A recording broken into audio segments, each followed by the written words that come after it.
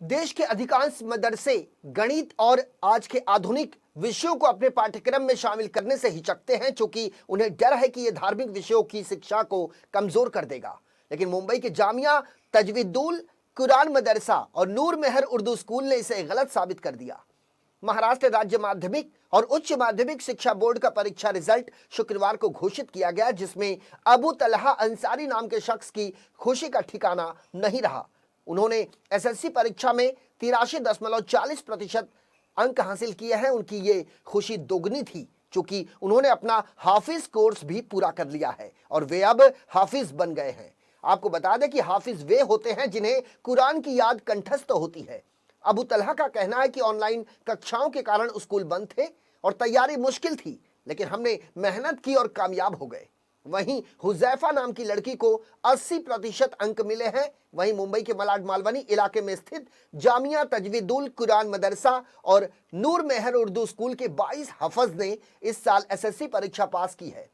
दरअसल मालवनी में स्थित है नूर महल स्कूल और उसी में ये मदरसा भी चलाया जाता है। इसकी प्राचार्य साजिद खान का कहना है कि उन्होंने इस जिम्मेदारी को बखूबी निभाया है। उनका कहना है कि बहुत से लोग धार्मिक शिक्षा पसंद करते हैं। यहाँ बच्चे दीनी तालीम के साथ साथ आधुनिक शिक्षा भी प्राप्त कर रहे हैं, जिसमें वो सफल हो रहे हैं। इस बार 22 बच्चे कामयाब हुए हैं।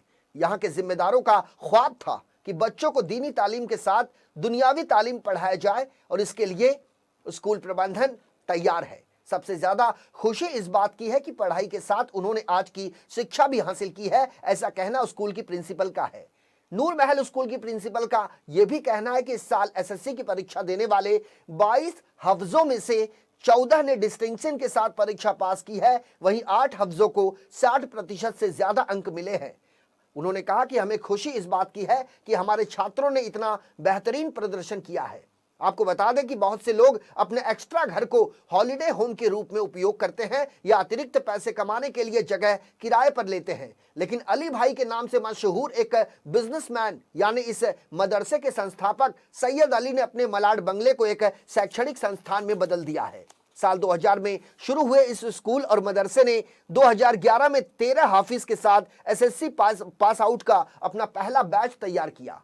पिछले एक दशक में यहां से करीब 97 हाफिज निकल चुके हैं, जिन्होंने एसएससी परीक्षा भी पास की है। कई लोग ऐसे हैं जो उच्च अध्ययन के लिए गए हैं या फिर नौकरी कर रहे हैं। अली के मुताबिक हमारे कुछ हाफिज अब इंजीनियर, डॉक्टर और फार्मासिस्ट हैं। आपको यह भी बता दें कि मदरसा शिक्षा के आधुनिकीकरण की बहस पुरानी हो चली है। अधिकांश मदरसे विज्ञान और गणित जैसे आधुनिक विषयों को अपने पाठ्यक्रम में शामिल करने से हिचकते हैं, क्योंकि उन्हें डर लगा रहता है कि कहीं धार्मिक विषयों की शिक्षा कमजोर ना हो जाए। हालांकि अली ने इसका प्रयोग किया और उन्होंने मदरसा और स्कूल दोनों एक साथ शुरू किया।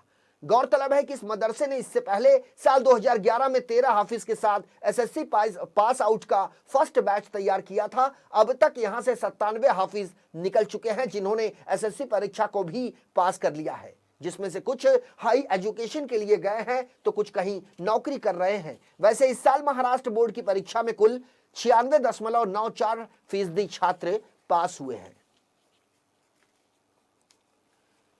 83.40 आया मेरे 10वीं में और हमने पढ़ाई के लिए बहुत स्ट्रगल किया।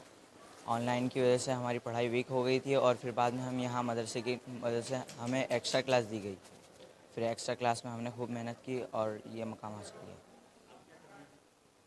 इन चीज़ों में मेरा तो यही तजुर्बा है, क्योंकि जो बच्चे कुरान करीम की तालीम हासिल करते हैं वो कुछ पीछे रह जाते हैं दुनियावी लाइन में। फिर दुनिया में वे दर दर भटकते रहते हैं, मतलब ज़्यादा आगे नहीं जा पाते।